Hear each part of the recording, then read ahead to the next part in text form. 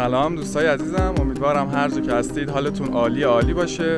امروز اومدیم تخت جمشید، مهد تمدن بزرگ ایران و اصالت ایرانی. میخوایم چند تا از مکانهای جذاب این مکان تاریخی با اصالت رو نشونتون بدید. پس قبل از که بریم سراغ ویدئوی اصلی، حتما کانالمون رو لایک و سابسکرایب کنید و تا آخر این ویدئو همراه ما باشید. مرسی که همراهمون هستید.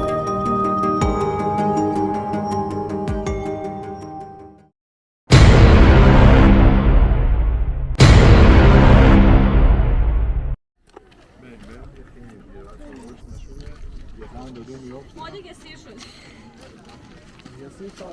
ما بستنی خوردیم سیری.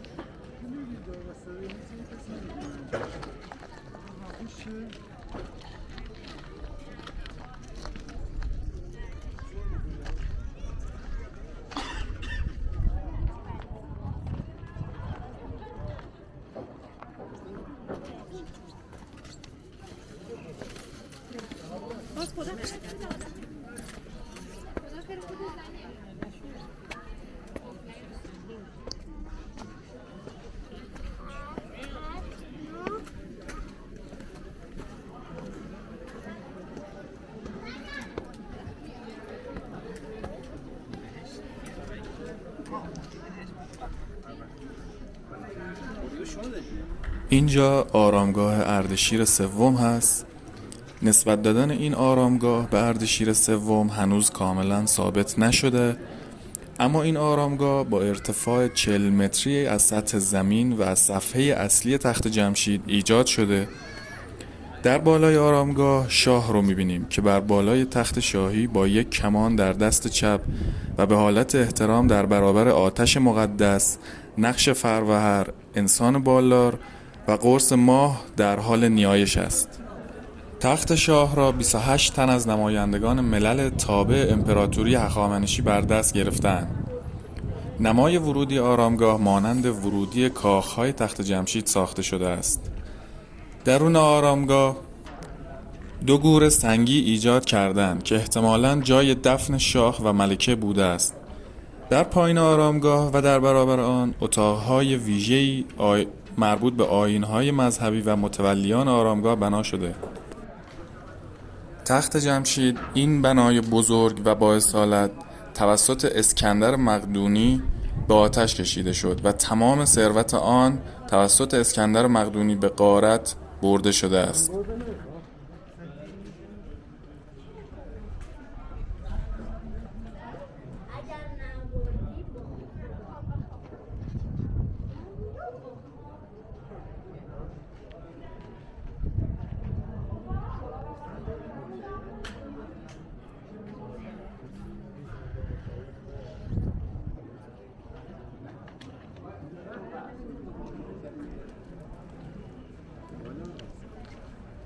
بریم از سنگیش بریم پایین بریم چه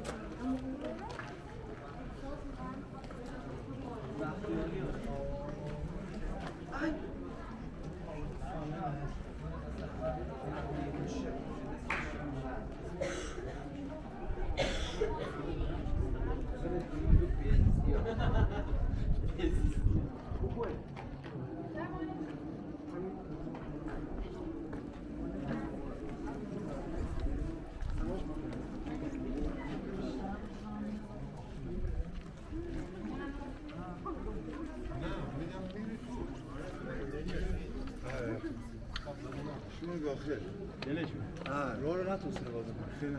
خیلی شنو داخل بعد سمت پایین شنو داخل شنو سمت پایین الان رو درسته نه هیچ الان که الان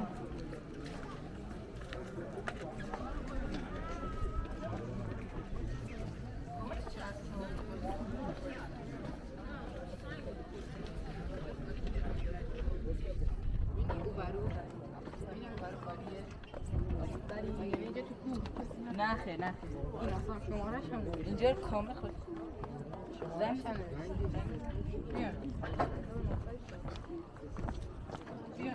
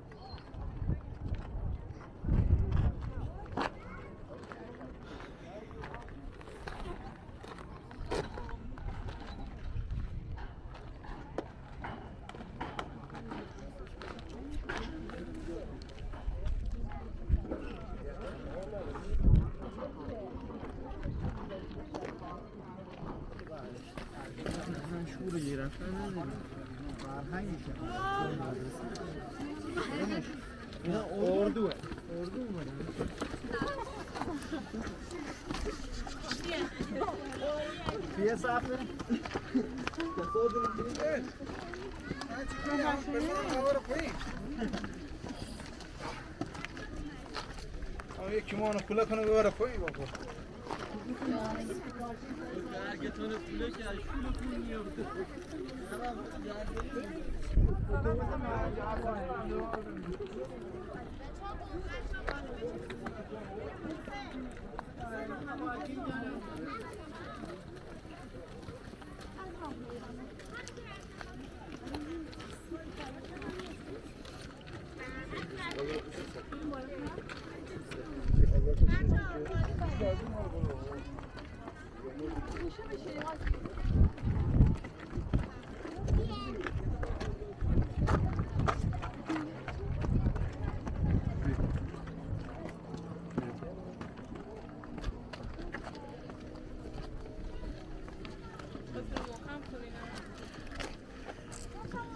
دستتون زمین میخوری خطر بود اینجا چرا با سر میری پایین ببین بچه بی بزرگی ببین دستشو برگشته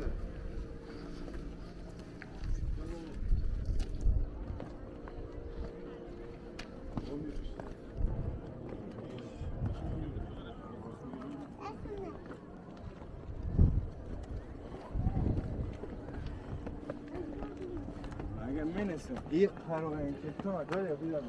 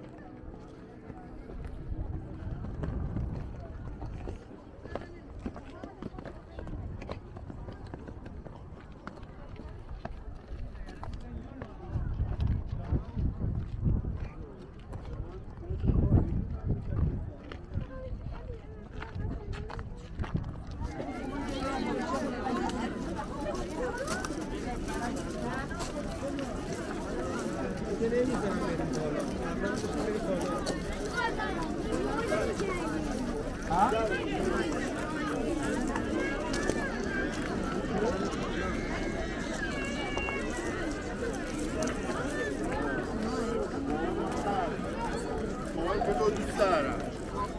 یه تو دوست دارم. برو تو دوست دارم. برو. حالا گریه میکنه بغل بابا. حالا گریه باید بکنی بغل بابا. گریه میکنی. تمام چی شده؟ دمو بگیرم. گریه نکنی ها.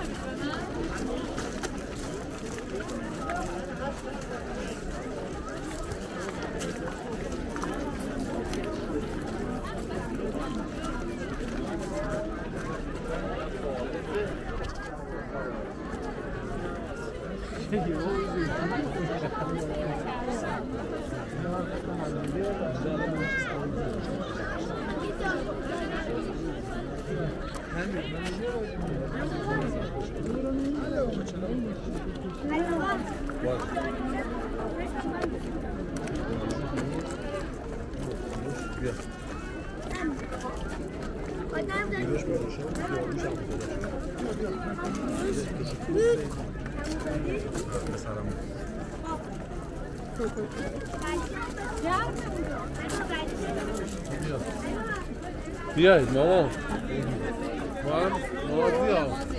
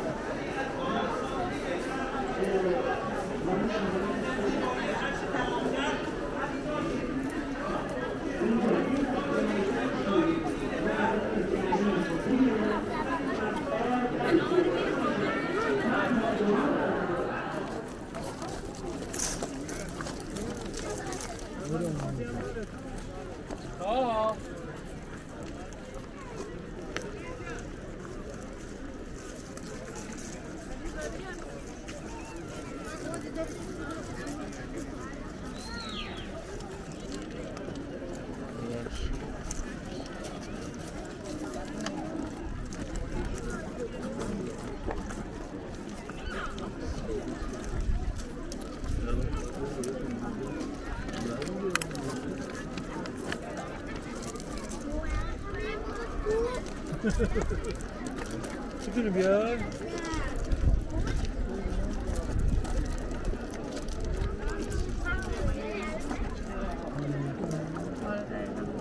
خزانه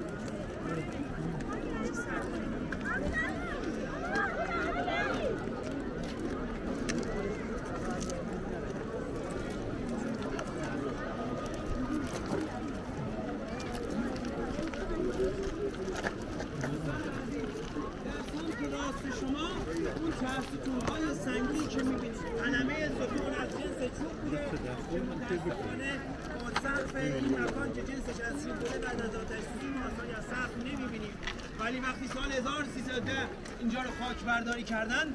دیواره های خزانه میتونید سرچ کنید تا ارتفاع حتی 8 متر بر بالای بلندا بوده که متاسفانه اون دیوارها رو تا یه ارتفاع پایین آوردن برای نگهداری بیشتر از ساده و روش و خشت‌انداز و سیمانکاری کردن. گفته میشه طبق گفته مورخین شهر پارسه ای که اطراف مجموعه ارگشوکومند پارسه بوده غنی‌ترین شهر زیر تیغ آفتاب بوده. خود یونانیان میگن شهر پارسه شهری بزرگ در اطراف ارگ بوده که طبق گفته‌ها و شنیده‌هایی که خودشون می‌گن غنی‌ترین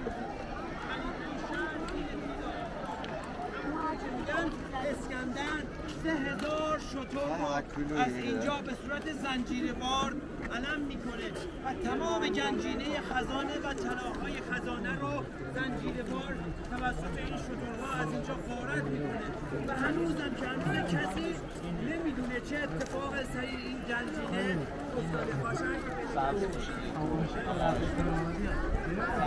بریم ماجرای تخت جمشید رو با هم دیگه بشناسیم.